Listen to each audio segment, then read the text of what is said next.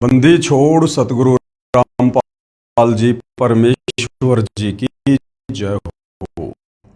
परम पिता परमात्मा सारी सृष्टि के रचनहार कुल मालिक असंख्य ब्रह्मांडों के स्वामी जगत गुरु तीनों लोकों में प्रवेश करके सबका धारण पोषण करने वाले राजाधिराज आत्माधार नाथों के नाथ देवों के देव महादेव सर्वेश्वर महेश्वर मृत्युंजय अजरो अमर आदि अनादि सनातनी प्रभु जगत पिता जगदीश्वर श्री श्री 1008 की उपाधि के वास्तविक अधिकारी अकाल मूरत सौद स्वरूपी राम वासुदेव सर्वगतम ब्रह्म परम पूज्य प्रथम पूज्य परम संत परम पुरुष परम धनी परम दयालु सत्य कबीर हक्का कबीर अल्लाहु अकबर अल्लाहु कबीर बाखबर अल्लाह ताला जगत के तारणहार जगत के मुक्तिदाता जगत के जगन्नाथ हारे के सहारे हिंदुओं के राम मुसलमानों के अल्लाह सिखों के वाहिगुरु ईसाइयों के मसीह दया के सागर दयानिधि करुणा के सागर करुणानिधि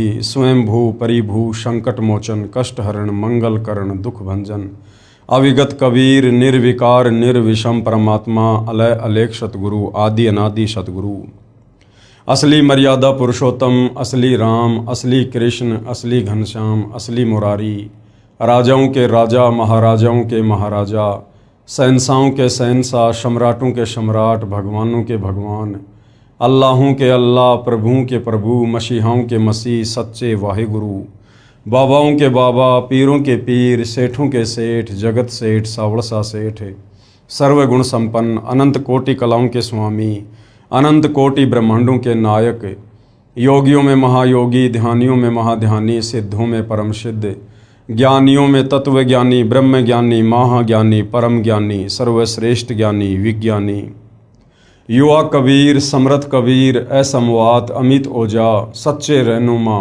करीम अल्लाह सुभान अल्लाह दुनिया के अंतिम पैगंबर 8 सितंबर 1951 से गांव धनाना जिला सोनीपत हरियाणा भारतवर्ष की पावन भूमि पे प्रकट रियल कल की भगवान श्री नारायण साकार हरि श्री बाबा साहेब नूर अनंत परमात्मा सच्चे दरवेश सच्चे बाखबर संत श्रोमणी सतगुरु रामपाल जी परमेश्वर जी के चरण कमल में आप और हम सभी भाई बहनों का अनंत कोटि दंडवत प्रणाम।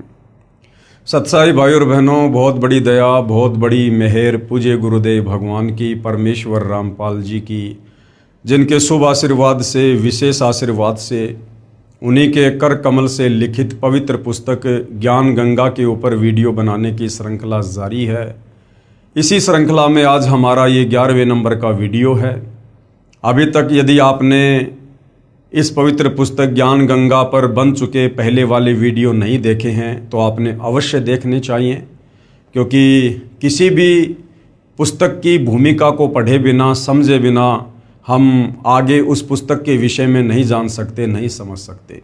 तो भाइयों और बहनों, जो पवित्र पुस्तक ज्ञान गंगा सर्व धर्मों के सर्व पवित्र शास्त्रों से प्रमाणित है, आप और हमें उस पुस्तक को पढ़ने का परमपिता परमेश्वर जी के आशीर्वाद से मौका मिल रहा है और ये मौका हमने चूकना नहीं चाहिए। भाइयों और बहनों, सृष्टि रचना पर वीडियो कंप्लीट हो चुके हैं और सृष्टि रचना को समझे बिना हम किसी भी धर्म की किसी भी पुस्तक को नहीं समझ सकते। सृष्टि रचना अध्यात्म की भक्ति मार्ग की मास्टर की है। तो सृष्टि रचना पर बन चुके 4 वीडियो आप जियों ने अवश्य देखने चाहिए, ताकि आगे का ज्ञान आपको भली भांति समझ में आ सके। तो भाइयों और बहनों, आज पूज्य गुरुदेव भगवान के आशीर्वाद से ज्ञान गंगा पर हमारा 11वें नंबर का वीडियो है। प्रत्येक वीडियो में मालिक के आशीर्वाद से हमें बहुत कुछ समझ में आ रहा है।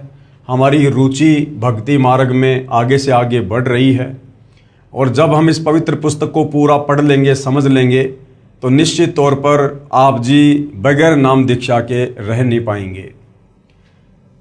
तो पवित्र पुस्तक ज्ञान गंगा पेज नंबर 76। आज का जो टॉपिक है वो है कौन तथा कैसा है कुल का मालिक। सदियों से सतयुग से और वर्तमान समय तक, जब तक सतगुरु रामपाल जी ने अध्यात्म की शुरुआत नहीं की तब तक लाखों वर्षों से भक्ति मार्ग में परमात्मा चाहने वाली आत्माओं के सामने ये सवाल सबसे बड़ा रोड़ा बन के खड़ा रहा कि भक्ति तो हम करना चाहते हैं, परंतु हमें ये तो पता चले कि भगवान कौन है, परमात्मा कौन है, कैसा है, कहाँ रहता है, कैसे मिलता है, पहले हमें ये तो पता चले। तो भाइयों और बहनों, सदियों से हमें जिस परमपिता परमेश्वर जी की सारी सृष्टि के रचयिता की तलाश थी, अब वो तलाश बिल्कुल सतगुरु रामपाल जी ने समाप्त कर दी है। कौन तथा कैसा है कुल का मालिक? जिन जिन पुण्यात्माओं ने परमात्मा को प्राप्त किया, उन्होंने बताया कि कुल का मालिक एक ही है और वह मानव सदृश यानी इंसानों के जैसा दिखाई देता है, इंसानों के जैसा है। वह मानव सदृश तेजोमय शरीर युक्त है, जिसके एक रोम कूप यानी एक बाल का प्रकाश करोड़ सूर्य तथा करोड़ चंद्रमाओं की रोशनी से भी अधिक है। ये परमपिता परमेश्वर कबीर साहिब जी की जब वे सतलोक के सिंहासन पर सत्य पुरुष कबीर देव के नाम से विराजमान होते हैं, तो उस समय उनके शरीर का तेज कितना होता है, नूर कितना होता है, उसका यहाँ पर वर्णन किया जा रहा है। सतलोक में कबीर परमेश्वर जी के एक बाल में इतनी चमक है, करोड़ों सूर्य करोड़ों चंद्रमा मिला दीजिए, उनकी रोशनी से भी कहीं ज़्यादा रोशनी उनके एक रोमकूप में है, एक बाल में है। और पूरे शरीर पर 3.5 करोड़ रोमकूप होते हैं। उसी ने नाना रूप बनाए हैं। परमेश्वर का वास्तविक नाम अपनी अपनी भाषाओं में कबीर देव यानी वेदों में कबीर परमेश्वर जी को कबीर वेद कहा गया है, वेदों की भाषा में कबीर देव। तथा हक्का कबीर ये गुरु ग्रंथ साहिब में पेज नंबर 721 पर क्षेत्रीय भाषा में, गुरु ग्रंथ साहिब में कबीर परमेश्वर जी को हक्का कबीर की संज्ञा दी गई है, यानी सत्य कबीर, अविनाशी कबीर। तथा धर्मदास जी की वाणी में कबीर परमेश्वर जी को सत्य कबीर कहा गया है, सत्य कबीर श्री धर्मदास जी की वाणी में क्षेत्रीय भाषा में। तथा आदरणीय गरीबदास जी की वाणी में कबीर परमात्मा जी को बंदी छोड़ कहा गया है। तथा बंदी छोड़ कबीर संत गरीबदास जी के सदग्रंथ में क्षेत्रीय भाषा में। और मुसलमान भाइयों की कुरान शरीफ में कबीर परमेश्वर जी को कबीरा, कबीरन, खबीरा, खबीरन इन नामों से उपमा दी गई है। तथा कबीरा, कबीरन, खबीरा, खबीरन श्री कुरान शरीफ सूरत फुरकानी नंबर 25 आयत नंबर 19, 21, 52, 58, 59 में क्षेत्रीय अरबी भाषा में उनको कबीरा, कबीरन, खबीरा, खबीरन नामों से उपमा दी गई है। इसी पूर्ण परमात्मा के उपमात्मक नाम अनामी पुरुष, यानी जब ये कबीर परमात्मा अनामी लोक में विराजमान होते हैं तो इनको अनामी पुरुष की संज्ञा दी जाती है। और जब यही कबीर परमात्मा अगम लोक में विराजमान होते हैं तो इनको अगम पुरुष की संज्ञा दी जाती है। और जब ये कबीर परमात्मा अलख लोक में विराजमान होते हैं तो इनको अलग पुरुष की संज्ञा दी जाती है। और जब यही कबीर परमात्मा सतलोक में विराजमान होते हैं तो इनको सत्य पुरुष की उपमा दी जाती है। इसके अलावा अकाल मूर्ति, यानी जिसको कभी काल ना ग्रास करे, जो कभी भी विनाश में नहीं आता, अकाल मूर्ति। शब्द स्वरूपी राम, शब्द स्वरूपी राम का मतलब है जिनका शब्द रूप है। पूर्ण ब्रह्म यानी सबसे बड़ा भगवान। परम अक्षर ब्रह्म यानी ब्रह्म से बड़ा, परब्रह्म से बड़ा कौन? परम अक्षर ब्रह्म आदि। जैसे देश के प्रधानमंत्री का वास्तविक शरीर का नाम कुछ और होता है तथा उपमात्मक नाम प्रधानमंत्री जी, प्राइम मिनिस्टर जी अलग होता है। इसी प्रकार सारी सृष्टि के मालिक का, कुल के मालिक का वास्तविक नाम है कबीर देव। बाकी उनकी उपमात्मक पदवियों के अलग अलग नाम हैं जो आप जियों को दिखाए गए हैं। जैसे भारत देश का प्रधानमंत्री जी अपने पास गृह विभाग रख लेता है, जब वह उस विभाग के दस्तावेजों पर हस्ताक्षर करता है तो वहाँ गृह मंत्री की भूमिका करता है। तथा अपना पद भी गृह मंत्री लिखता है। हस्ताक्षर वही होते हैं। इसी प्रकार ईश्वरीय सत्ता को समझना है। जिन संतों व ऋषियों को परमात्मा प्राप्ति नहीं हुई, उन्होंने अपना अंतिम अनुभव बताया है कि प्रभु का केवल प्रकाश देखा जा सकता है। प्रभु दिखाई नहीं देता क्योंकि उसका कोई आकार नहीं है तथा शरीर में धुन सुनना आदि प्रभु भक्ति की उपलब्धि है। यानी भाई और बहनों, जिन आत्माओं को तत्वदर्शी संत की शरण प्राप्त नहीं हुई, जिनको तत्व ज्ञान सुनने को नहीं मिला, जिनको सृष्टि रचना के विषय में बताने वाला कोई पूर्ण संत महात्मा नहीं मिला, उन आत्माओं ने प्रयास तो बहुत किया परमात्मा की प्राप्ति का, लेकिन वो प्राप्त नहीं कर पाए और काल तक की साधना करते रहे। ओम नाम के जाप को कबीर परमेश्वर जी का नाम जाप मानकर, पूर्ण परमात्मा का नाम जाप मानकर जपते रहे, तप करते रहे। और इस काल में, क्योंकि सृष्टि रचना इसीलिए बतानी अति आवश्यक थी शुरुआत में, ताकि हम आगे का ज्ञान समझ सकें।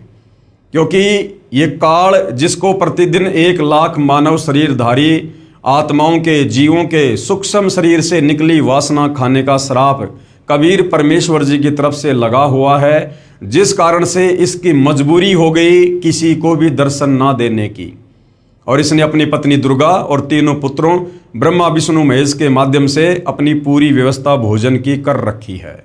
तो इसने सौगंध खा रखी है कि मैं किसी भी जप से, तप से, ओम नाम के जाप से, किसी भी साधना से, योग से मैं अपने वास्तविक ब्रह्म रूप में दर्शन नहीं दूंगा, काल रूप में दर्शन नहीं दूंगा। जिस कारण से बेचारे ऋषियों ने, मुनियों ने, महात्माओं ने वेदों को पढ़ा और चारों वेदों में इस काल ब्रह्म का ही जाप है। तो उन ऋषि मुनियों ने, महात्माओं ने वेदों से ओम नाम निकालकर पूर्ण परमात्मा का जानकर तप किया और जाप किया। लेकिन भाई और बहनों, ये ओम नाम तो इस काल का है, इस ब्रह्म का है, जो ओम नाम के जाप से या अन्य किसी भी विधि से अपने दर्शन भगत को नहीं देता है। और अंत में उन सभी ऋषि मुनियों ने समाज में ये घोषित कर दिया कि भाई परमात्मा निराकार है, उसका केवल प्रकाश देखा जा सकता है। जिस कारण से आज तक कोई ये नहीं जान पाया कि वो एक परमात्मा कौन है, कैसा है, कहाँ रहता है, कैसे मिलता है।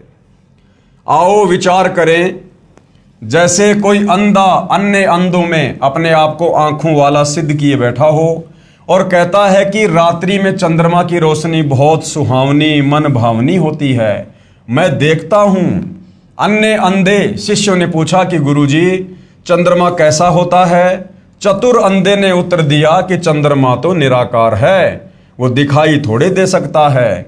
कोई कहे सूर्य निराकार है, वह दिखाई नहीं देता, यानी सूर्य स्वयं प्रकाशित है, इसलिए उसका केवल प्रकाश दिखाई देता है। गुरु जी के बताए अनुसार शिष्य 2.5 घंटे सुबह तथा 2.5 घंटे शाम आकाश में देखते हैं, परंतु कुछ दिखाई नहीं देता है। यहाँ पर भाई और बहनों, ये राधा स्वामी पंथ के साधकों के लिए बताया जा रहा है, क्योंकि राधा स्वामी पंथ के गुरुओं को नहीं पता कि परमात्मा कैसा है, कैसे मिलता है, उसका आकार कैसा है, उन्हें कुछ नहीं पता। और अपने शिष्यों को कहते हैं कि सुबह शाम 2.5 घंटे आंख कान बंद करके साधना करो, तुम्हें परमात्मा के दर्शन होंगे। तो यहां पर उनके विषय में बताया जा रहा है।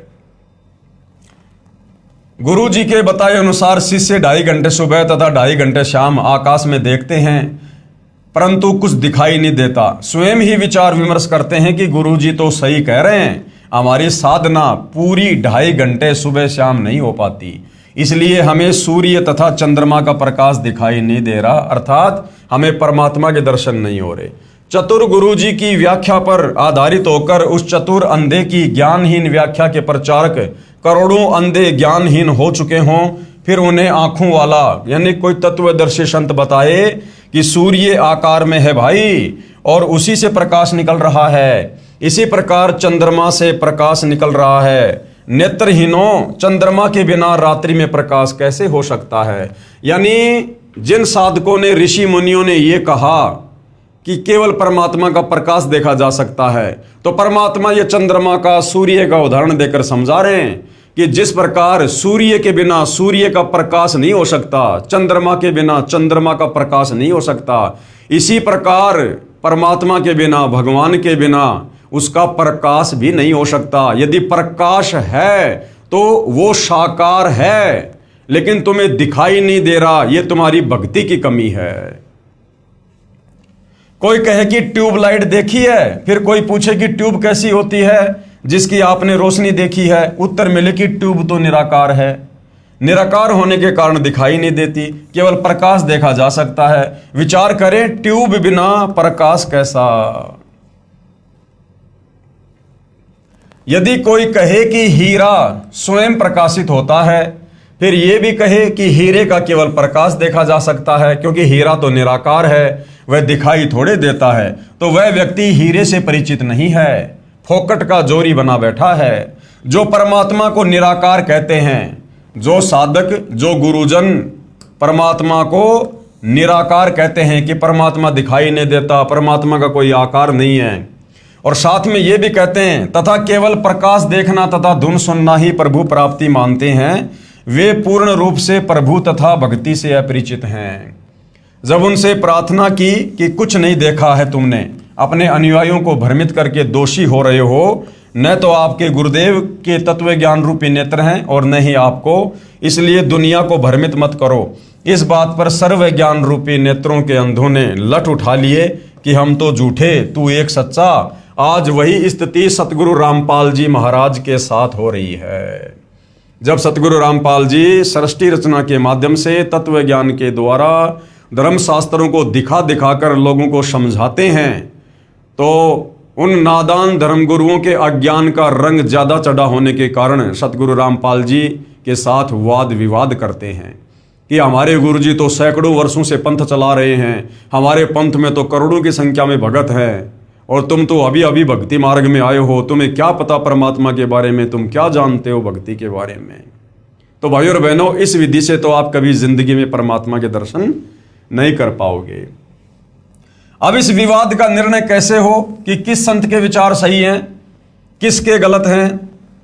यानी भाई धन धन सतगुरु वाले सही कह रहे हैं, राधा स्वामी पंथ वाले सही कह रहे हैं, जय गुरुदेव वाले सही कह रहे हैं, या निरंकारी पंथ वाले सही कह रहे हैं, या फिर सतगुरु रामपाल जी जो वास्तविक व्याख्या धर्मशास्त्रों से प्रमाणित करके भक्ति और भगवान की बता रहे हैं, या फिर वो सही है। अब इसका निर्णय हम कैसे करें, इसके लिए गुरुदेव भगवान हमें क्या उदाहरण दे रहे हैं।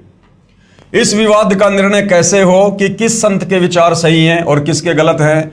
मान लीजिए जैसे किसी अपराध के विषय में 5 वकील अपना अपना विचार व्यक्त कर रहे हैं, कोर्ट में खड़े होकर जज के सामने 5 वकील किसी विवाद पर अपना अपना मत रख रहे हैं। एक वकील कहे कि इस अपराध पर संविधान की धारा 301 लगेगी, दूसरा कहे 302 लगेगी, तीसरा कहे 304 लगेगी, चौथा कहे 306 तथा 5वां वकील 307 को सही बताए। तो भाई अपराध अगर एक है तो धारा भी एक ही लगेगी, यानी उनमें से 4 वकील गलत हैं। और यदि उन 5 की व्याख्या संविधान से नहीं मिलती है तो फिर 5 वकील ही गलत हैं। तो अगर मुकदमा एक है और वकील है 5 और अपना अपना मत दे रहे हैं, तो 5 सही नहीं हो सकते हैं अगर उनके मत अलग अलग हैं। तो ये 5 ठीक नहीं हो सकते, केवल एक ही ठीक हो सकता है। यदि उसकी व्याख्या अपने देश के पवित्र संविधान से मिलती है, यदि उसकी व्याख्या भी संविधान के विपरीत है, तो 5 वकील भी गलत हो सकते हैं। इसका निर्णय देश का पवित्र संविधान करेगा जो सर्व को मान्य होता है। इसी प्रकार भिन्न भिन्न विचारधाराओं में तथा साधनाओं में से कौन सी शास्त्र अनुकूल है या कौन सी शास्त्र विरुद्ध है, इसका निर्णय पवित्र सदग्रंथ ही करेंगे जो सर्व को मान्य होने चाहिए। आज भारत देश में दुनिया भर के साधु संत महात्मा आचार्य मंडलेश्वर हैं और सबकी व्याख्या भक्ति और भगवान को लेकर एक दूसरे से मेल नहीं खाती है, भिन्न भिन्न है। कोई कहता है कि ओम नाम का जाप करो, कोई कहता है राधे राधे श्याम मिला दो ये जाप करो, कोई कहता है ओम नमे भागवते वासुदेवाय का जाप करो, कोई कहता है हरे राम जय जय राम सीताराम, कोई अकेला सोहम नाम देता है। हर संत की अपनी अपनी अलग अलग व्याख्या है। अब भाइयों और बहनों, इस प्रकार से तो निर्णय नहीं हो सकता। अब हम कैसे निर्णय करें, परमात्मा चाहने वाली आत्मा इस निर्णय पर कैसे पहुंचे कि कौन संत सही है और किसका भक्ति मार्ग सही है। उसके लिए भाई और बहनों, हमने हमारे पवित्र धर्मशास्त्रों को आधार बनाना होगा। जिस प्रकार अपने अपने क्लाइंट को बचाने के लिए दोनों वकील भरकस प्रयास करते हैं और जज दोनों की बातें सुनता है, अंत में जज भारत के संविधान को सामने रखकर कि जो धारा इस पर लगाई गई है उस धारा में क्या सजा है, कितनी सजा है, जो मुकदमा इस पर साबित हो चुका है उसकी क्या सजा है, अंत में उसका निर्णय भारत का संविधान करेगा। इसी प्रकार भाइयों और बहनों, कौन संत सही है, किसकी भक्ति सही है, किसके मंत्र सही हैं, किसका भक्ति मार्ग सही है, इसका निर्णय हमारे पवित्र धर्मशास्त्र करेंगे, धर्म ग्रंथ करेंगे। और चारों वेद और गीता जी पूरे विश्व के एक नंबर के धर्म ग्रंथ है, अध्यात्म को लेकर, भक्ति को लेकर। तो समझदार व्यक्ति धर्म ग्रंथों से निर्णय करेगा, मिलान करेगा कि जो जो गुरुजन भक्ति और भगवान की व्याख्या कर रहे हैं उनमें से किसकी व्याख्या हमारे सदग्रंथों से मेल खाती है। यही प्रमाण पवित्र श्रीमद् भगवत गीता अध्याय 16 श्लोक नंबर 23 और 24 में है। जिन आंखों वालों यानी पूर्ण संतों ने सूर्य यानी पूर्ण परमात्मा को देखा उनमें से कुछ के नाम हैं। यानी जिन जिन महापुरुषों ने, जिन जिन अच्छी आत्माओं ने कुल के मालिक कबीर परमेश्वर जी के दर्शन किए, परमात्मा जी सतलोक से चलकर साक्षात धरती पर प्रकट होकर उनको मिले, उनको शतलोक लेकर गए, उनको सर्व सृष्टि रचना से परिचित करवाया। उन महापुरुषों में कुछ एक महापुरुष हैं जिनके नाम यहाँ पर दिए गए हैं। आदरणीय धर्मदास जी, आदरणीय दादू जी, आदरणीय मलुकदास जी, आदरणीय गरीबदास जी, आदरणीय नानक जी, आदरणीय घीसा दास जी। और ये सबसे पहले आदरणीय धर्मदास जी, इनके क्या विचार हैं कि परमात्मा कौन है, कैसा है। आदरणीय धर्मदास जी, आदरणीय धर्मदास जी बांधवगढ़ मध्य प्रदेश वाले, जिनको पूर्ण परमात्मा जिंदा महात्मा के रूप में मथुरा में मिले। सतलोक दिखाया, वहां सतलोक में दो रूप दिखाकर जिंदा वाले रूप में पूर्ण परमात्मा वाले सिंहासन पर विराजमान हो गए। तथा आदरणीय धर्मदास जी को कहा कि मैं ही काशी बनारस में नीरू नीमा के घर गया हुआ हूं, वहां धानक यानी जुलाहे का कार्य करता हूं। आदरणीय श्री रामानंद जी मेरे गुरुजी हैं, यानी 650 साल पहले कबीर परमेश्वर जी जो सन 1398 में बनारस के काशी में लहरतारा तालाब पर कमल के विकसित फूल पर शिशु रूप में प्रकट हुए। और जब वे 5 वर्ष की लीला में आयु में आए तो उन्होंने सर्वप्रथम पंडित रामानंद जी को अपना मुंह बोला गुरु धारण किया। श्री रामानंद जी मेरे गुरुजी हैं, ये कहकर श्री धर्मदास जी की आत्मा को वापस शरीर में भेज दिया। श्री धर्मदास जी का शरीर 2 दिन बेहोश रहा, तीसरे दिन होश आया तो काशी में खोज करने पर पाया कि यही काशी में आया धानक ही पूर्ण परमात्मा सत्य पुरुष है। कि भाई जो काशी में धानक जुलाहे का कार्य कर रहे हैं, कबीर जी जो लीला कर रहे हैं, यही वास्तव में कुल का मालिक है, सारी सृष्टि को रचने वाला है, जो यहाँ पर लीला कर रहा है। आदरणीय धर्मदास साहिब जी ने पवित्र कबीर सागर, कबीर साखी, कबीर बीजक नामक सदग्रंथों की आंखों देखे तथा पूर्ण परमात्मा के पवित्र मुख कमल से निकले अमृत वचन रूपी विवरण से रचना की अमृतवाणी में प्रमाण। आज मोहे दर्शन दियो जी कबीर, आज मोहे दर्शन दियो जी कबीर। यानी कबीर परमेश्वर जो धर्मदास जी के गुरुजी थे, और जब 1518 में परमात्मा अपनी लीला समाप्त करके सह शरीर सतलोक को गए थे, उसके कुछ वर्षों के बाद धर्मदास जी के मन में थोड़ा दोष आ गया था काल प्रेरणा से। तो उस समय धर्मदास जी ने अपने पूज्य गुरुदेव कबीर जी को याद करके उनकी पुकार की, रोने लगे। तो कबीर परमेश्वर जो समर्थ परमात्मा है, कहते हैं गोता मारूं स्वर्ग में जा बैठूं पाताल, गरीब दास ढूंढता फिरूं अपने हीरे मोती लाल। एक क्षण में परमात्मा 16 संकोश की दूरी को तय करके और पृथ्वी पर धर्मदास जी के सामने प्रकट हो गए। धर्मदास जी की खुशी का ठिकाना नहीं। आज मोहे दर्शन दियो जी कबीर, आज मोहे दर्शन दियो जी कबीर। सतलोक से चल कर आए, सतलोक से चल कर आए, काटन यम की जंजीर, आज मोह दर्शन दियो जी कबीर, आज मोहे दर्शन दियो जी कबीर। कि हे कबीर परमात्मा, आप परमात्मा चाहने वाली आत्माओं के शतलोक से चलकर गति करके धरती पर प्रकट होकर अपना तत्व ज्ञान देकर काल की जम वाली जंजीर काटने के लिए आते हो। थारे दर्शन से मारे पाप कटत हैं, थारे दर्शन से मारे पाप कटत हैं, निर्मल होवे जी शरीर, आज मोहे दर्शन दियो जी कबीर, आज मोहे दर्शन दियो जी कबीर। कहते हैं साधु दर्शन राम का मुख पे बसे सुहाग, और दर्शन उन्हीं को होते हैं जिनके पूर्ण भाग। तो धर्मदास जी कहते हैं कि हे कबीर परमात्मा, हे गुरुदेव, आपके दर्शन मात्र से हमारे युगों युगों के पाप कर्मों का नाश होता है और हमारा शरीर, हमारी आत्मा आपके दर्शन से निर्मल हो जाती है। अमृत भोजन मारे सतगुरु जी मैं, अमृत भोजन मारे सतगुरु जी मैं, शब्द दूध की खीर, आज मोहे दर्शन दियो जी कबीर, आज मोहे दर्शन दियो जी कबीर। कहते साधु भूखा भाव का, धन का भूखा नाही, जो कोई धन का भूखा साधु भी नाही।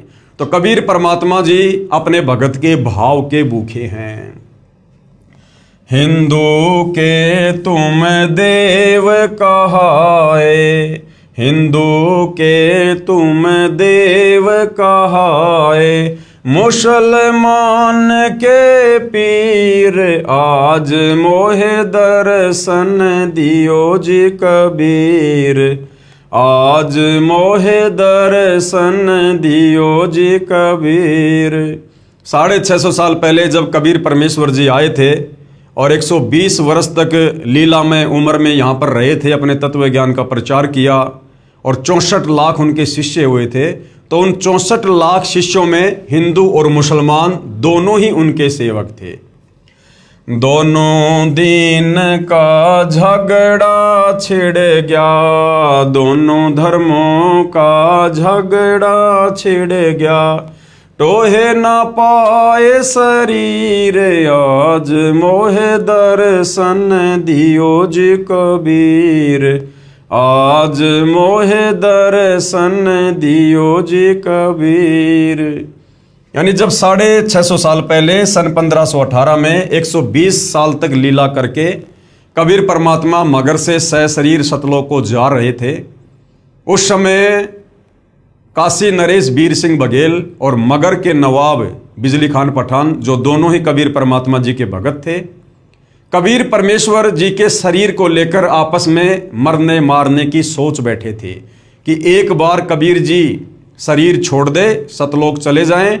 उसके बाद वीर सिंह ने सोचा कि इनके शरीर का अंतिम संस्कार हम मुसलमान रीति से करेंगे, और उधर वीर सिंह बघेल सोच रहा था कि हम इस शरीर का अंतिम संस्कार हिंदू रीति से करेंगे। लेकिन कबीर परमात्मा जी अंतर्यामी थे और उस समय भविष्य वक्ताओं ने भविष्यवाणियां कर रखी थी कि ऐसे ऐसे इस समय पर भयंकर हिंदू मुसलमान झगड़ा होगा और करोड़ों लोग कट कट के मरेंगे।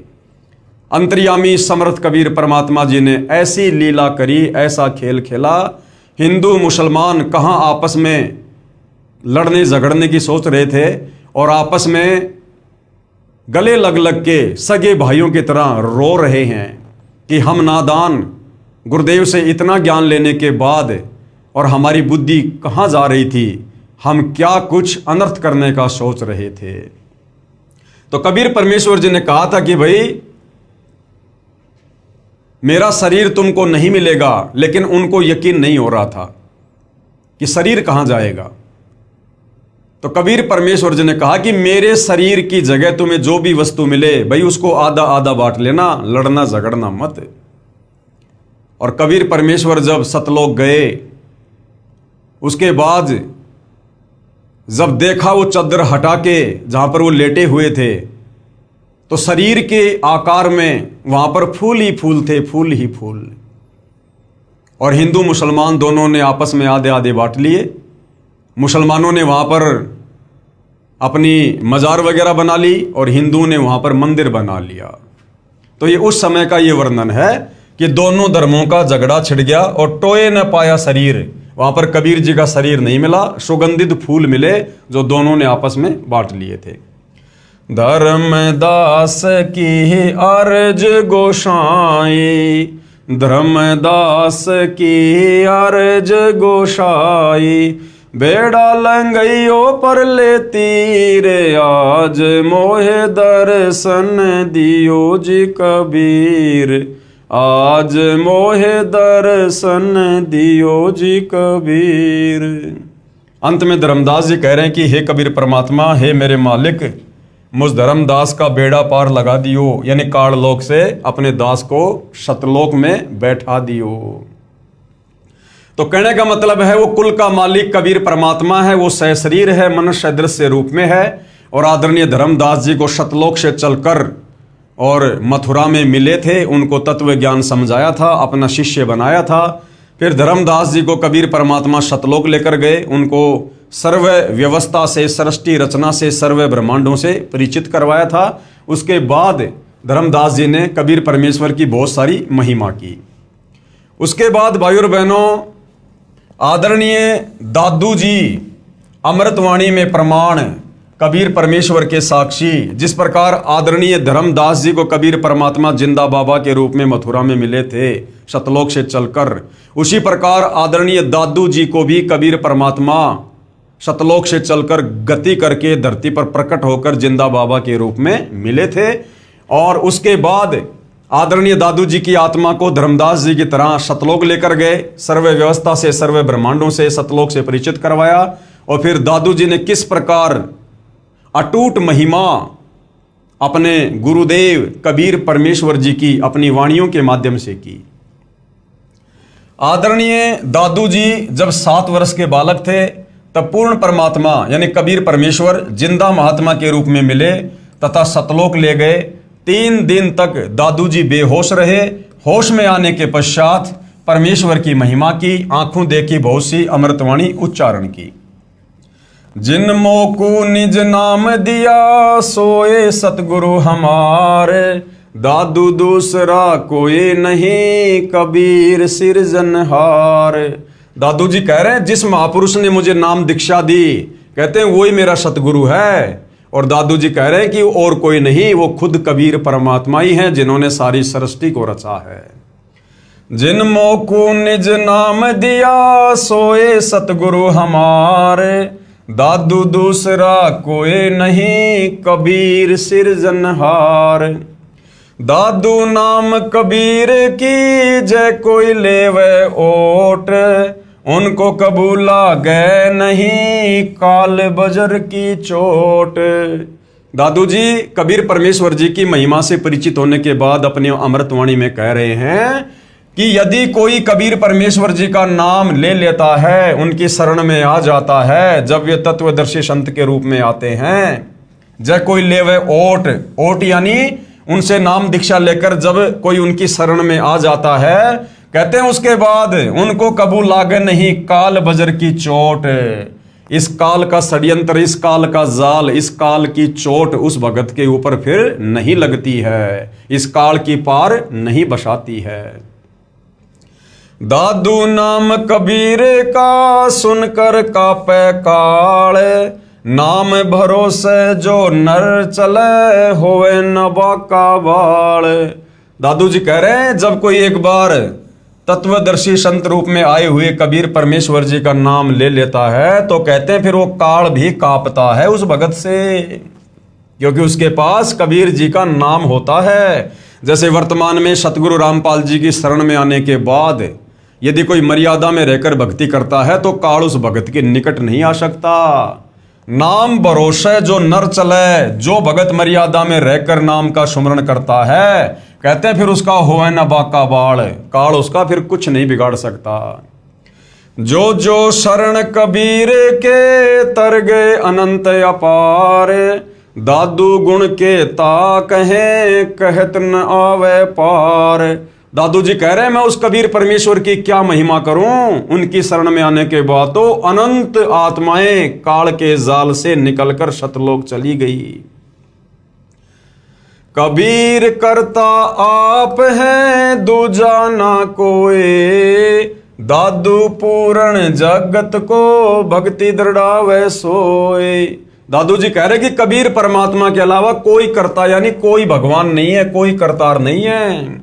और पूरे संसार को, पूरे जगत को यदि कोई सतभक्ति देता है तो कबीर परमात्मा ही देता है। ठेका पूरा होवे जब सब कोई तजे शरीर, दादू काल गंजे नहीं जपे जो नाम कबीर। क्या कह रहे हैं दादू जी कि ठेका पूरा होवे जब, यानी जब ये शरीर छूटने का समय आ जाता है तो कहते हैं हर किसी को ये चोला छोड़ना पड़ता है, लेकिन जिसके पास में कबीर परमात्मा जी का नाम होता है, जो तत्वदर्शी संत की शरण में होता है, कहते हैं फिर उसको काल हाथ नहीं लगाता। दादू काल गंजे नहीं जपे जो नाम कबीर। आदमी की आयु घटे तब यम घेरे आए, सुमरण किया कबीर का दादू लिया बचाए। कहते जब इंसान की सांसें पूरी हो जाती हैं, शरीर छूटने का समय आ जाता है और यम के दूत उसे चारों ओर से घेर लेते हैं, लेकिन यदि किसी के पास में कबीर परमेश्वर जी का नाम है, मंत्र है, तो कहते हैं फिर उसके एक सुमरण से वो काल के दूत दूर दूर जाकर गिरते हैं, दूर दूर जाकर उस भगत के निकट में नहीं आ सकते। कबीर परमात्मा शब्द रूप में उस भगत के साथ में रहता है और अपने भगत को परमात्मा यमदूतों से बचाता है। मेट दिया अपराध सब आए मिले छन माहे, दादू संग ले चले कबीर चरण की छां। यानी कबीर परमात्मा सतलोक से चलकर दादू जी को आकर मिले और उनके सारे अपराधों को क्षण भर में समाप्त कर दिया, नाम दीक्षा देकर अपना भगत बनाकर, और अपने चरणों में दादू जी को जगह दी। सेवक देव निज चरण का दादू अपना जान, भृंगी सत्य कबीर ने कीन्या आप समान। यानी वो कबीर परमात्मा अपने भगत को अपना मंत्र देकर मर्यादाओं में रखकर भक्ति करवाकर उसे अपना जैसा ही बना लेता है सतलोक के लिए। दादू अंतर्गत सदा छिन छिन सुमरण ध्यान, वारु नाम कबीर पर पल पल मेरा प्राण। यानी कबीर परमेश्वर जी ने मुझे ऐसी भक्ति दे दी है, मोक्ष वाली, मोक्षदायक, कि मैं पल पल अपना सर्वस्व तन मन धन अपने कबीर परमात्मा, अपने गुरुदेव भगवान पर न्योछावर करता हूं। सुन सुन साख कबीर की काल नवावे माथ, धन धन हो तीनों लोक में दादू जोड़े हाथ। सुन सुन साख कबीर की काल नवावे माथ। कबीर परमेश्वर की महिमा सुनकर और कहते हैं ये काल भी अपना शीश झुका देता है। धन धन हो तीनों लोक में दादू जोड़े हाथ। हे कबीर परमात्मा, तीनों लोक में आपकी जय जयकार हो, आप धन हो। दादू इस प्रकार से हाथ जोड़कर अपने गुरुदेव कबीर परमात्मा जी की महिमा कर रहे हैं।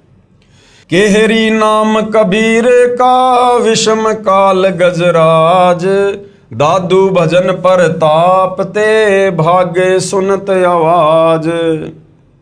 दादू जी अपने कबीर परमेश्वर जी की समर्थता को, महिमा को उजागर करते हुए क्या कह रहे हैं कि कबीर परमेश्वर जी का नाम तो ऐसा है जैसे केहरी, जो शेर होता है, बब्बर शेर, और विषम काल गजराज, और ये 21 ब्रह्मांड का स्वामी, दुर्गा का पति, ये ब्रह्मा विष्णु महेश का पिता, ये काल भी कुछ कम शक्ति नहीं है।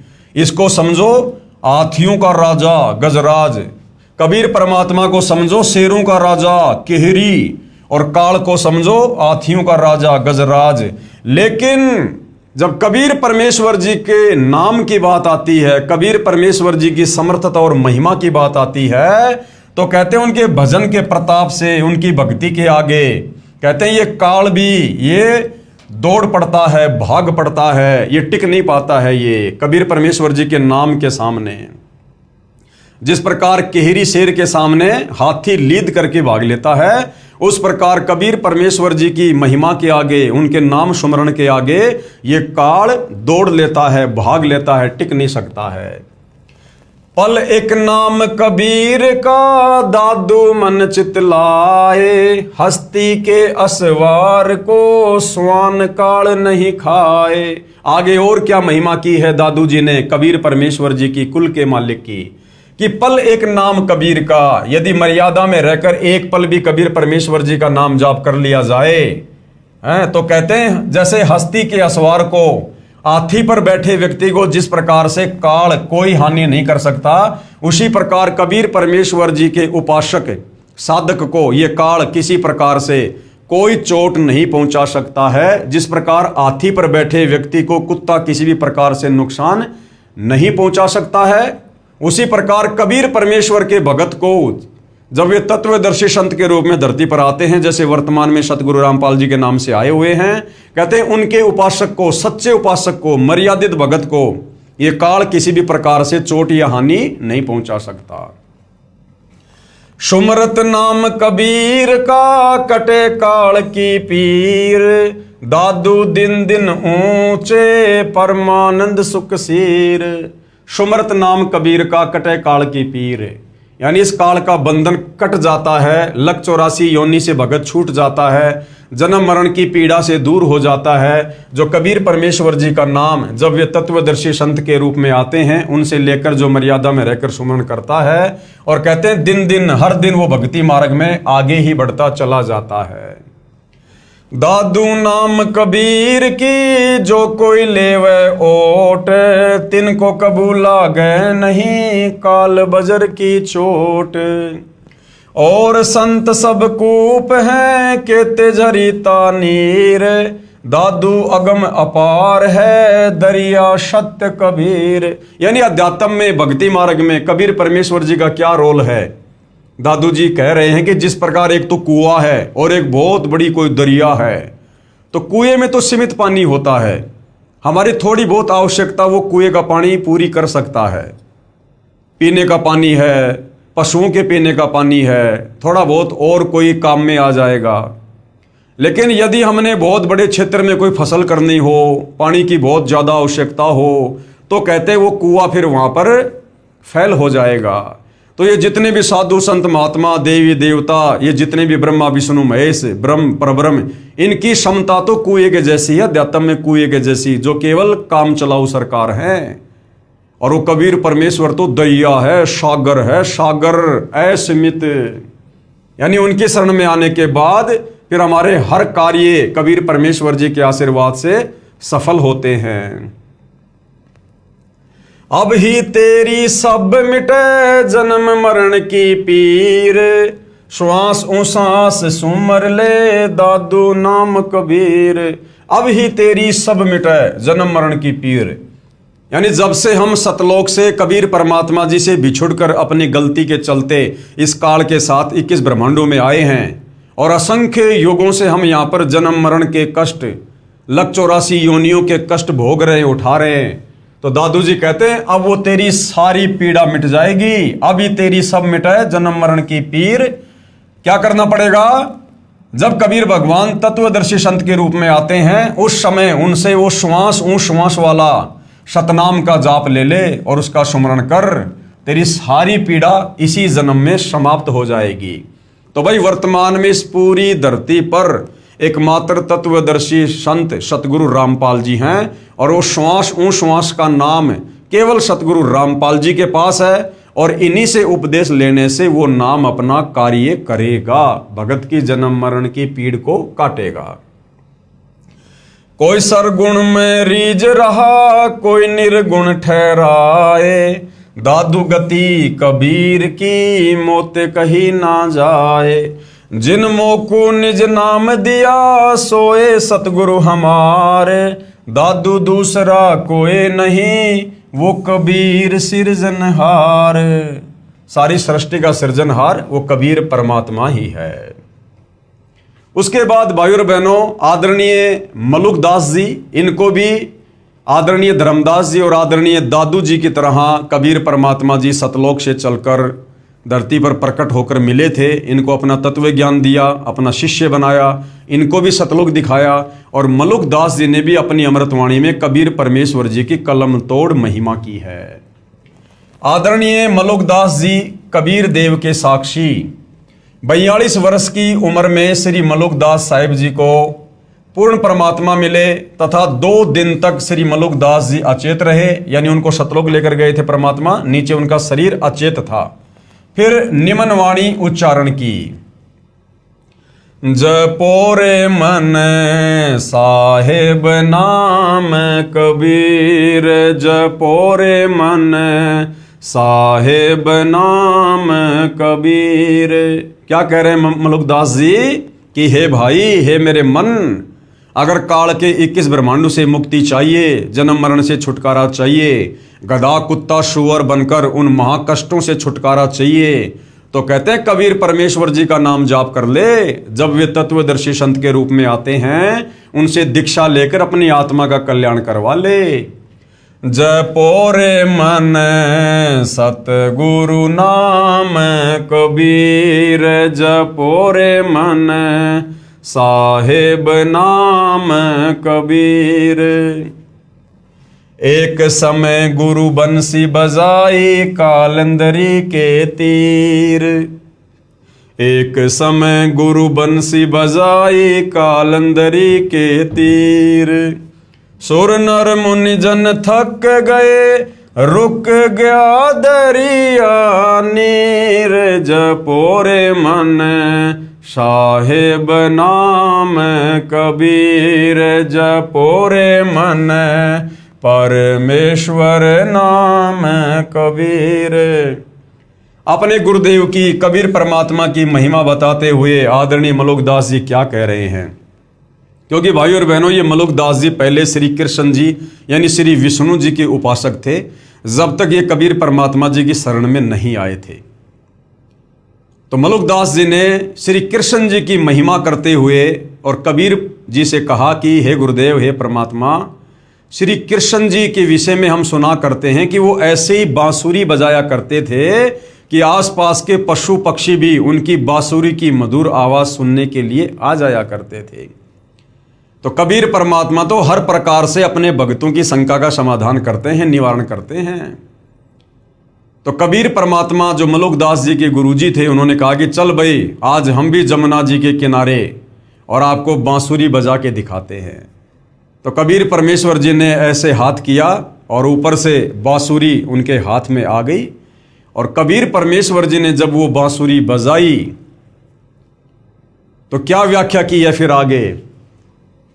एक समय गुरु बंसी बजाई कालंदरी के तीर, कालंदरी यानी यमुना के तीर यानी किनारे बैठकर। एक समय गुरु बंसी बजाई जमुना जी के तीर, एक समय गुरु बंसी बजाई यमुना जी के तीर। सुर नर मुनि जन थकत भये, वो रुक गया दरिया नीर, जपोरे मन सतगुरु नाम कबीर, जपोरे मन साहेब नाम कबीर। तो मलुकदास जी ने क्या देखा? जब कबीर परमेश्वर जी ने बांसुरी बजाई तो ऐसी मनमोहिनी आवाज, धुन, कहते हैं वो पशु पक्षी तो छोड़ो, सूर्य यानी देवता, ऊपर के लोगों से देवता भी आकर बैठ गए वहां पर, इतने मंत्र मुग्ध हो गए। नर मुनिजन ये 9 नाथ 84 सिद्ध ये भी पृथ्वी पर आ गए उतर के उस मनमोहिनी आवाज को सुनकर। और तो और जमुना जी का पानी भी रुक गया दरिया नीर। जमुना जी का पानी भी, जैसे पानी की वो बर्फ जम जाती है, इस प्रकार से यमुना जी का पानी भी ठहर गया, रुक गया। पशु पक्षियों की तो बात छोड़ो, आसपास के पेड़ पौधे भी हरे भरे हो गए, हरे भरे। जब कबीर परमेश्वर जी ने बांसुरी बजाई तब मलुकदास जी की शंका दूर हुई कि हाँ भाई, श्री कृष्ण जी वाली बांसुरी तो इस समर्थ कबीर परमात्मा जी की बांसुरी वाली धुन के सामने कुछ भी नहीं है। काशी तज गुरु मगहर आए दोनों दीन के पीर। काशी तज गुरु मगहर आए दोनों दीन के पीर। कोई गाड़े कोई अग्न जरावे ढूंढा ना पाया शरीर। जपोरे मन सतगुरु नाम कबीर। जपोरे मन साहेब नाम कबीर। यानी वही महिमा कर रहे हैं जो धर्मदास जी ने की कि काशी तज गुरु मगहर आए।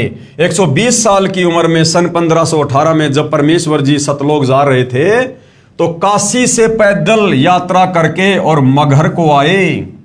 दोनों दीन के पीर, हिंदू मुसलमान दोनों के भगवान, दोनों के पीर।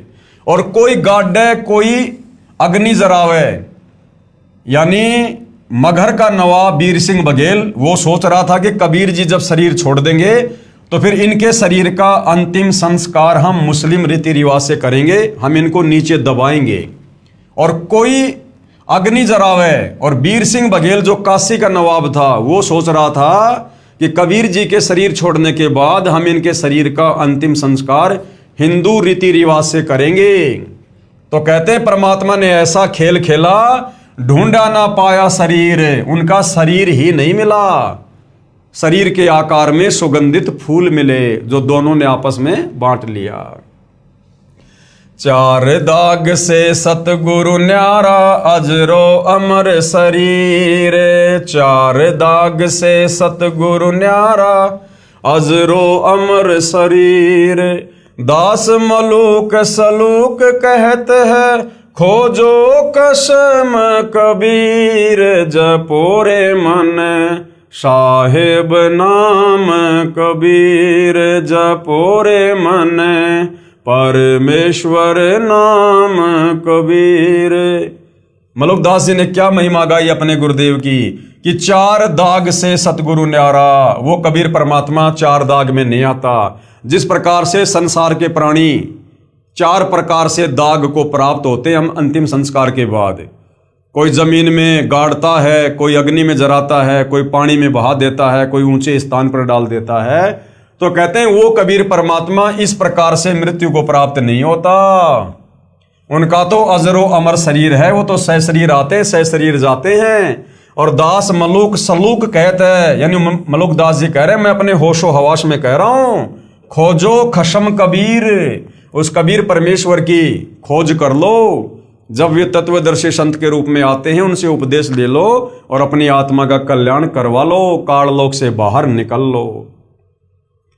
इसी प्रकार भाइयों और बहनों, वो कुल का मालिक कौन है, कैसा है, कहां रहता है, कैसे मिलता है, क्या उसकी महिमा है। आदरणीय गरीबदास जी ने भी कबीर परमेश्वर जी के दीदार के बाद उपरोक्त महापुरुषों की तरह उनकी महिमा की है।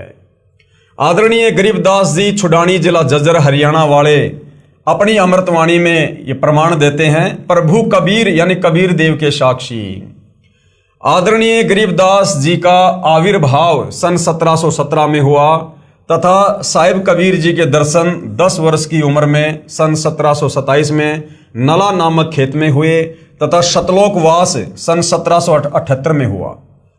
आदरणीय गरीबदास जी को भी परमात्मा कबीर साहिब जी सह शरीर जिंदा रूप में मिले, यानी सतलोक से चलकर आए, सह शरीर मिले।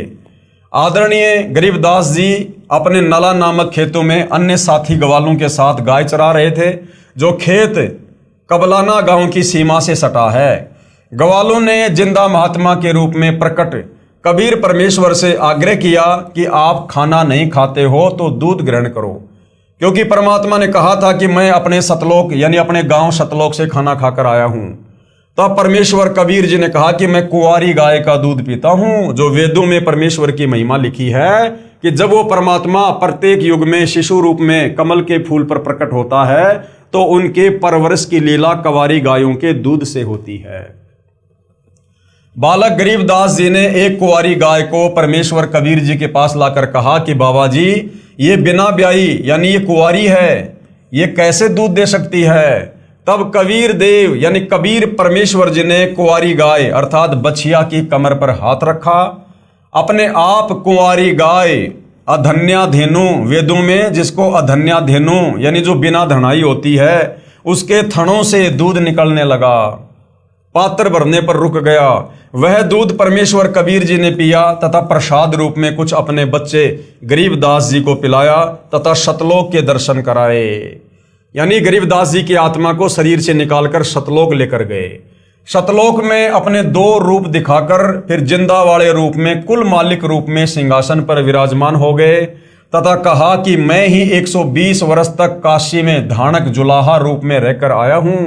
मैं पहले भी हजरत मोहम्मद जी को भी मिला था। पवित्र कुरान शरीफ में जो कबीरा, कबीरन, खबीरा, खबीरन, अल्लाह अकबर आदि शब्द हैं, वे मेरा ही बोध कराते हैं, यानी वो मेरा ही नाम है। तथा मैं ही श्री नानक जी को बेई नदी पर जिंदा महात्मा के रूप में मिला था। मुसलमानों में जिंदा महात्मा होते हैं, वे काला चोगा यानी ओवरकोट जैसा घुटनों से नीचे तक तथा सिर पर चोटे वाला काला टोपा पहनते हैं। तथा मैं ही बलक शहर में नरेश यानी बलक शहर के बादशाह श्री इब्राहिम सुल्तान आदम जी तथा श्री दादू जी को मिला था। तथा चारों पवित्र वेदों में जो कबीर अग्नि, कबीर देव, कबीर अंगारी आदि नाम है, वो मेरा ही बोध है। कबीर वेद हमारा भेद है। कबीर परमात्मा कहते हैं चारों वेदों में मेरा भेद है कि कोई परमात्मा और है, उसका नाम कबीर है। मैं मिलूं वेदों से नहीं, लेकिन इन चारों वेदों में मेरी प्राप्ति का मार्ग नहीं है। और जौन यानी जिस वेद से मैं मिलूं वो वेद जानते नहीं। और जिस पांचवें वेद सूक्ष्म वेद में मेरी प्राप्ति की पूरी जानकारी है, उसको ये चारों वेद नहीं जानते हैं। और वो सत्य जानकारी कबीर परमात्मा फिर खुद ही सतलोक से चलकर धरती पर तत्वदर्शी संत के रूप में प्रकट होकर यथार्थ रूप से सृष्टि रचना के माध्यम से सर्व धर्मों के सर्व पवित्र शास्त्रों को खोल खोल कर बताते हैं। जैसे वर्तमान में वही कबीर परमात्मा सतगुरु रामपाल जी के नाम से 8 सितंबर 1951 को धरती पर प्रकट होकर आज आप और हमें बता रहे हैं, समझा रहे हैं। मैं ही वेदों से पहले भी सतलोक में विराजमान था। गांव छुडानी, जिला झज्जर, हरियाणा में आज भी उस जंगल में जहां पूर्ण परमात्मा का संत गरीबदास जी को मानव शरीर में साक्षात्कार हुआ था, एक यादगार विद्यमान है। आदरणीय गरीबदास जी की आत्मा अपने परमात्मा कबीर बंदी छोड़ के साथ चले जाने के बाद उन्हें मरा हुआ जानकर चिता पर रखकर जलाने की तैयारी करने लगे। उसी समय आदरणीय गरीबदास जी की आत्मा को पूर्ण परमेश्वर कबीर जी ने शरीर में प्रवेश कर दिया। 10 वर्षीय बालक गरीबदास जीवित हो गए। उसके बाद उस पूर्ण परमात्मा का आंखों देखा विवरण अपनी अमृतवाणी में सदग्रंथ नाम से ग्रंथ की रचना की। उसी अमृतवाणी में प्रमाण कि कुल का मालिक कौन है, सबका परमेश्वर कौन है, सारी सृष्टि को रचने वाला कौन है। गरीब अजब नगर में ले गया हमको सतगुरु आण, जिल के बिंब अगाध गति सूते चादर ताण।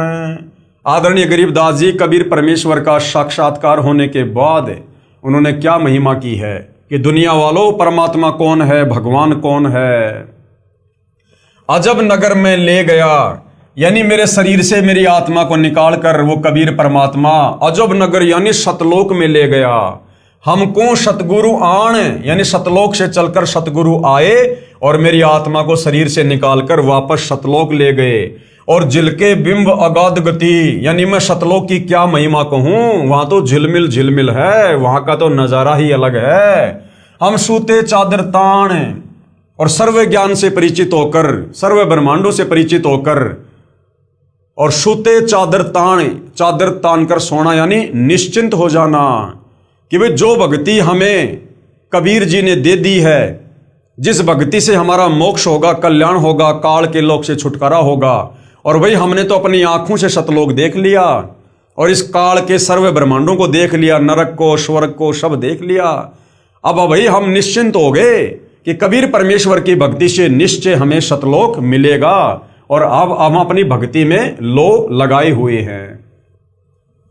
अनंत कोटि ब्रह्मांड का एक रति नहीं भार, सतगुरु पुरुष कबीर है कुल के सिरजनहार। आगे कबीर परमेश्वर जी की महिमा करते हुए आदरणीय गरीबदास जी क्या कह रहे हैं कि अनंत कोटि ब्रह्मांड है, अनंत करोड़ ब्रह्मांड है कबीर परमेश्वर जी के अंतर्गत, जिन्होंने सारी सृष्टि को रचा है। लेकिन एक रति नहीं भार, इन ब्रह्मांडों का कबीर परमात्मा जी के लिए रति भर भी वजन नहीं है। रति भर भी उनकी वचन शक्ति से सब हवा में घूम रहे हैं, चल रहे हैं। सतगुरु पुरुष कबीर है, जो मुझे सतगुरु रूप में आकर मिले वही पुरुष यानी वही भगवान है, उसका नाम कबीर है। कुल के सर्जनहार, कुल यानी सारी सृष्टि के सर्जनहार यही कबीर परमात्मा है। गए भी ख्याल विशाल सतगुरु अचल दिगंबर थीर है, भक्ति हेत आने काया धर आए अविगत सत कबीर है। कि वो कबीर परमात्मा जिनकी क्या महिमा कहूँ, जो सतलोक में हैं, विराजमान हैं, वहाँ रहते हैं, अजरो अमर शरीर है। कहते हैं वो आप और हमें भक्ति देने के लिए अपनी तेज पुंज वाली देह को हल्का करके और यहाँ पर हमें भक्ति प्रदान करने के लिए आते हैं। भक्ति हेत काया धर आए अविगत सत्य कबीर, हरदम खोज हनोज हाजिर त्रिवेणी के तीर है, दास गरीब तबीब सतगुरु बंदी छोड़ कबीर हैं। यानी आत्मा का एकमात्र वैद्य, आत्मा का एकमात्र डॉक्टर ये बंदी छोड़ कबीर परमात्मा जी हैं, जो काल के बंधनों से छुड़वाएंगे, जन्म मरण के रोग से छुड़वाएंगे।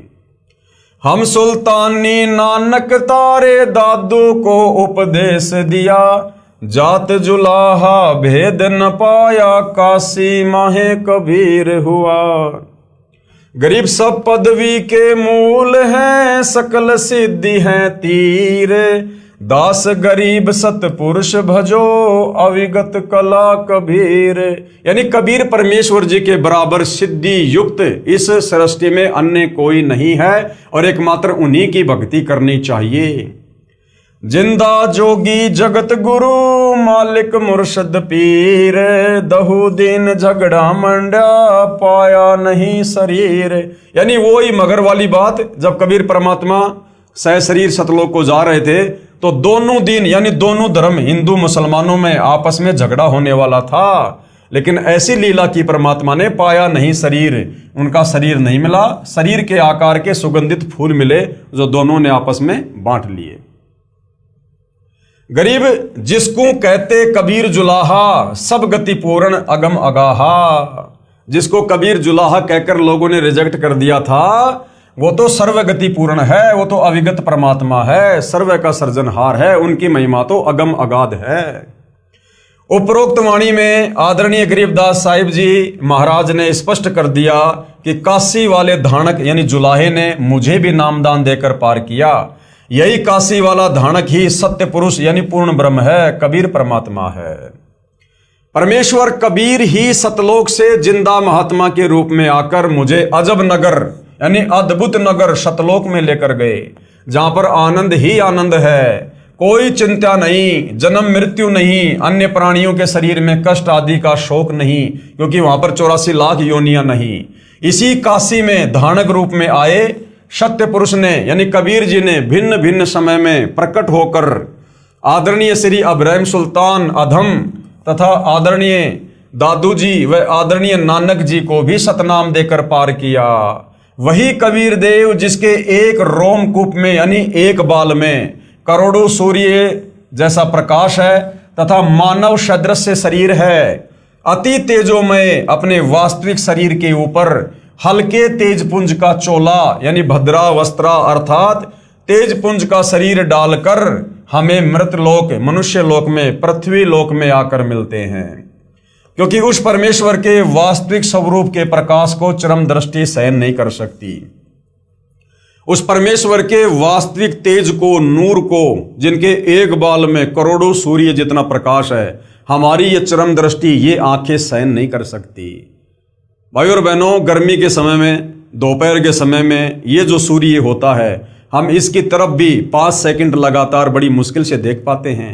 और जिस परमेश्वर के एक बाल में इसके जैसे करोड़ों सूर्यों से भी ज्यादा रोशनी है और प्रकाश है, भला वो परमात्मा अगर अपने वास्तविक तेजोमय रूप में धरती पर आ भी जाए तो भी हम उनको नहीं देख पाएंगे।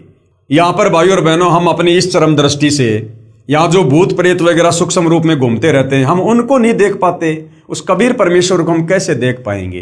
तो कबीर परमेश्वर स्वयं ही अपने दर्शन करवाता है, अपने तेजोमय रूप के ऊपर हल्का तेजपुंज का रूप धारण करके तत्वदर्शी संत के रूप में हमें यहाँ पर आकर दर्शन देते हैं, ज्ञान देते हैं।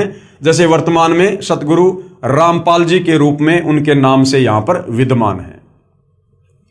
आदरणीय गरीबदास जी ने अपनी अमृतवाणी में कहा है, सर्व कला सतगुरु साहिब की हरि आए हरियाणे नू। भावार्थ है कि पूर्ण परमात्मा कबीर हरि यानी कबीर देव जिस क्षेत्र में आए उसका नाम हरियाणा अर्थात परमात्मा के आने वाला पवित्र स्थल, जिसके कारण आसपास के क्षेत्र को हरियाणा यानी हरियाणा कहने लगे। सन 1966 को पंजाब राज्य के विभाजन होने पर इस क्षेत्र का नाम हरियाणा पड़ा। लगभग 236 वर्ष पूर्व कही वाणी 1966 में सिद्ध हुई कि समय आने पर यह क्षेत्र हरियाणा प्रांत नाम से विख्यात होगा, जो आज प्रत्यक्ष प्रमाण है। यानी गरीबदास जी ने आज से 236 साल पहले अपनी अमृतवाणी में कहा था कि उत्तर दक्षिण पूर्व पश्चिम क्यों फिरदा दाने दाने नू और सर्व कला सतगुरु साहिब की हरि आए हरियाणे नू, कि मुझे कबीर परमात्मा हरियाणा में आके मिले, गांव छुडानी में आके मिले। उस समय तक तो हरियाणा प्रांत नाम भी नहीं था, लेकिन अमृतवाणी भाई और बहनों महापुरुष की थी, इसलिए समय आने पर सिद्ध होनी थी।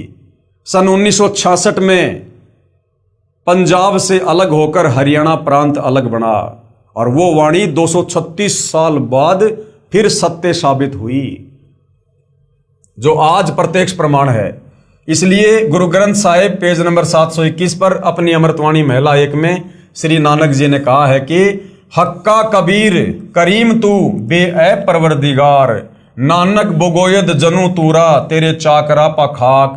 हक्का कबीर सिख धर्म के प्रवर्तक आदरणीय नानक जी ने भी अपनी अमृतवाणी में कबीर परमेश्वर के होने का प्रमाण दिया है कि वो हक्का कबीर, वो सत्य कबीर, वो अविनाशी कबीर ही दयालु है, बेऐब परवरदिगार, वो निर्विकार परमात्मा है। इसी का प्रमाण गुरु ग्रंथ साहिब के राग सीरी महिला 1 पेज नंबर 24 पर शब्द नंबर 29 में है। एक सुवान दुई सुवानी नाल बलके बोकई सदा बियाल, कुड़ छुरा मूठा मुर्दहार धानक रूप रहा करतार।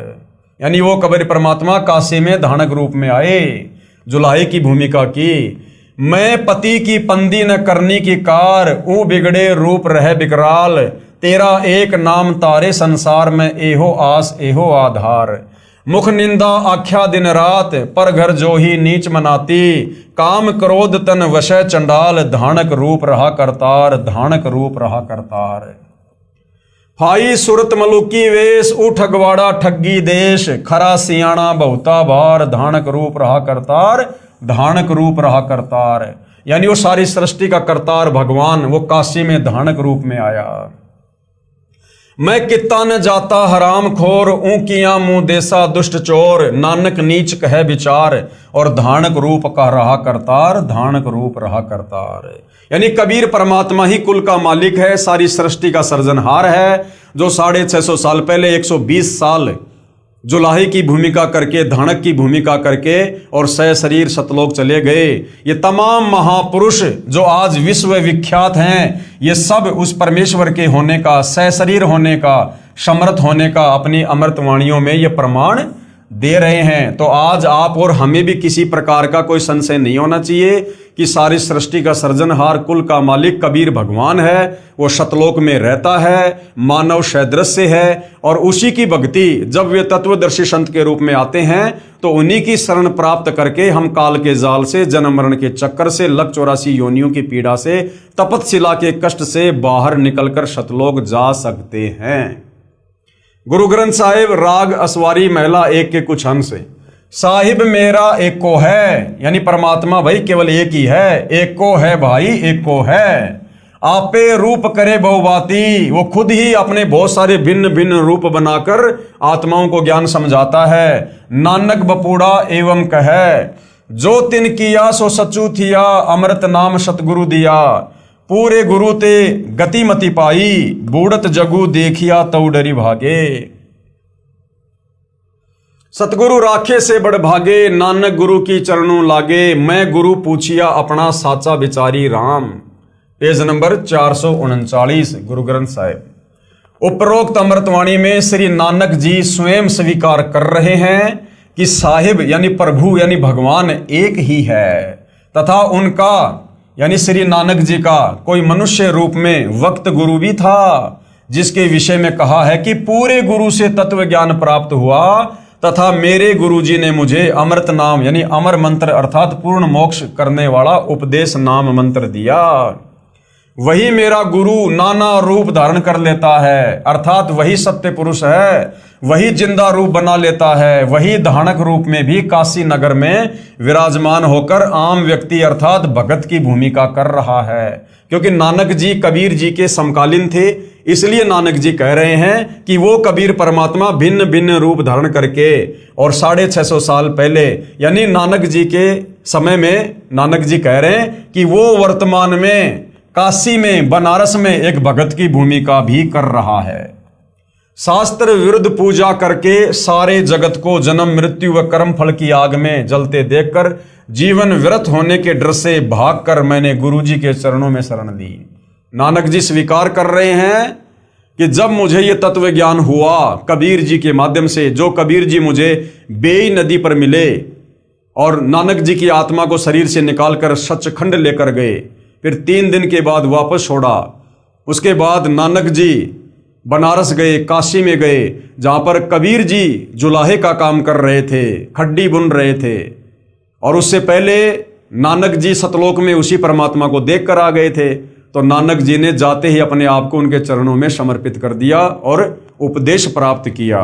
तो नानक जी कह रहे हैं कि मैंने भी इस काल के भयंकर जाल को देखकर और काशी में जाकर मैंने गुरु जी के चरणों में शरण ली। बलिहारी गुरु आपने दिवहाड़ी सदवार, जिन मानस ते देवता किया करत न लागी बार। आपने आप साजियो आपने रचियो नाऊ, दुई कुदरती साजिए करी आसनु डिठो ताऊं चाऊं।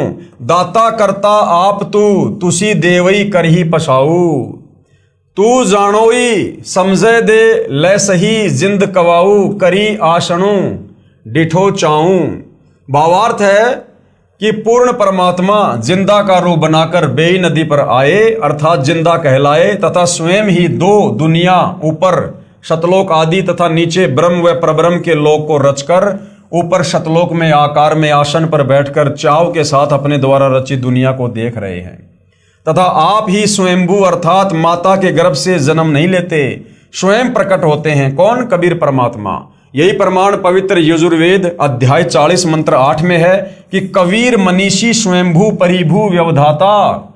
भावार्थ है कि कबीर परमात्मा सर्वज्ञ है, सब कुछ जानता है। मनीषी का अर्थ सर्वज्ञ होता है तथा अपने आप प्रकट होता है, स्वयंभू है, परिभू है। वही परिभू यानी सनातन अर्थात सर्वप्रथम वाला प्रभु है। वह सर्व ब्रह्मांडों का व्यवधाता यानी भिन्न भिन्न अर्थात सर्व लोकों का रचनहार है। एहू जीव बहुते जन्म भरमिया ता सतगुरु शब्द सुनाइया। क्या कह रहे नानक जी? कि नानक जी कह रहे हैं कि मेरा ये जीव बहुत समय से जन्म तथा मृत्यु के चक्कर में भ्रम रहा। अब पूर्ण सतगुरु ने यानी कबीर जी ने वास्तविक नाम प्रदान किया, यानी सतनाम का जाप दिया। श्री नानक जी के पूर्व जन्म यानी नानक जी के पहले और कौन कौन से मनुष्य जन्म हो चुके थे। सतयुग में राजा अमरीश और त्रेता युग में राजा जनक हुए और फिर नानक जी हुए, तथा अन्य योनियों के जन्मों की तो गिनती ही नहीं। लग 84 में कितनी बार गए वो तो गिनती नहीं, क्योंकि नानक जी भी वही आत्मा है जो शतलोक से इस काल के चक्कर में आप और हमारे साथ में यहां पर आई थी। प्रभु कबीर जी ने स्वामी रामानंद जी को तत्व ज्ञान समझाया। अब भाइयों और बहनों, कल के वीडियो का हमारा क्या टॉपिक रहेगा? प्रभु कबीर जी ने यानी सारी सृष्टि के मालिक, कुल के मालिक कबीर परमात्मा जी ने, जो सतलोक में रहते हैं, सह शरीर हैं, मानव सदृश्य हैं, तत्वदर्शी संत के रूप में जगत को सृष्टि का ज्ञान देने के लिए, काललोक से छुड़वाने के लिए यहां पर आते रहते हैं। तो उस परमात्मा कबीर जी ने स्वामी रामानंद जी को तत्व ज्ञान समझाया। आदरणीय रामानंद जी जो काशी में हुए हैं, कबीर परमात्मा के समकालीन थे, कबीर परमेश्वर जी के मुंह बोले गुरुदेव थे। उनको भी कबीर परमात्मा जी ने 5 वर्ष की उम्र में, जब पंडित रामानंद जी की 104 साल की उम्र थी, उस समय कबीर परमात्मा 5 वर्ष की लीला में उम्र में थे। और पंडित रामानंद जी जो चारों वेदों के, 18 पुराणों के, गीता जी के प्रकांड ज्ञाता थे, उनको कबीर परमेश्वर जी ने अपने तत्व ज्ञान के आगे नतमस्तक कर दिया। और पंडित रामानंद जी ने कबीर जी से उपदेश प्राप्त किया, लेकिन जगत की दृष्टि में पंडित रामानंद जी कबीर जी के गुरु बने रहे। तो ये क्या कबीर परमात्मा जी की लीला थी। और फिर पंडित रामानंद जी ने भी अपने गुरु, अपने गुरुदेव कबीर जी की कलम तोड़ महिमा की है, और आदरणीय गरीबदास जी ने उसको अपनी अमृतवाणी में लिपिबद्ध किया है। इसके विषय में भाइयों और बहनों हम कल के लाइव वीडियो में समझेंगे, क्योंकि ये पवित्र पुस्तक ज्ञान गंगा है। हम धीरे धीरे इसमें आगे बढ़ेंगे, धीरे धीरे हम इसको समझेंगे। और जो कबीर परमेश्वर सतगुरु रामपाल जी हमें समझाना चाहते हैं अध्यात्म के विषय में, हम उसको जानेंगे, समझेंगे और सतगुरुदेव भगवान से उपदेश प्राप्त करके अपनी आत्मा का कल्याण जो है करवाएंगे। तो भाइयों और बहनों, इतने सारे महापुरुष जिनको कबीर परमात्मा, कबीर देव सतलोक से चलकर गति करके क्षण भर में इस पृथ्वी पर प्रकट होकर जो इन महापुरुषों को मिले, इनको ज्ञान समझाया, इनको सतलोक का दर्शन करवाया, ताकि आज आप और हम आत्माओं को इनके द्वारा लिखे इन ग्रंथों को पढ़कर, इनकी अमृतवाणियों को पढ़कर हमें विश्वास हो कि वास्तव में वो कुल का मालिक, सारी सृष्टि का सृजनहार कौन है। और जब इन महात्माओं को मिला, इनको ज्ञान दिया, आज वही ज्ञान, वही शास्त्र प्रमाणित ज्ञान सतगुरु रामपाल जी दे रहे हैं। वही मंत्र जो कबीर परमेश्वर जी ने इन महापुरुषों को दिया और इनकी आत्मा का कल्याण हुआ, वही मंत्र, वही ज्ञान, वही समाधान, वही भक्ति मार्ग आज सतगुरु रामपाल जी हमें दे रहे हैं। और एकमात्र पूरी पृथ्वी पर वही मंत्र, वही ज्ञान, वही समाधान, वही भक्ति मार्ग सतगुरु रामपाल जी के ही पास है। दूसरा कोई विकल्प, कोई तरीका इस काल के 21 ब्रह्मांड से बाहर निकलने का नहीं है। तो भाइयों और बहनों, यदि ये अमृत ज्ञान समझ में आ रहा है तो आप जी अविलंब सतगुरु रामपाल जी से उपदेश प्राप्त करें और अपनी आत्मा का कल्याण करवाएं। तो आज के वीडियो में भाइयों और बहनों केवल इतना ही। कल परमेश्वर जी के आशीर्वाद से हम फिर सेवा में हाजिर होंगे। तब तक गुरुदेव भगवान हम सबको आज्ञा दे, आशीर्वाद दे, सद्बुद्धि दे, मार्गदर्शन करे। बंदी छोड़ सतगुरु रामपाल जी परमेश्वर जी की जय हो।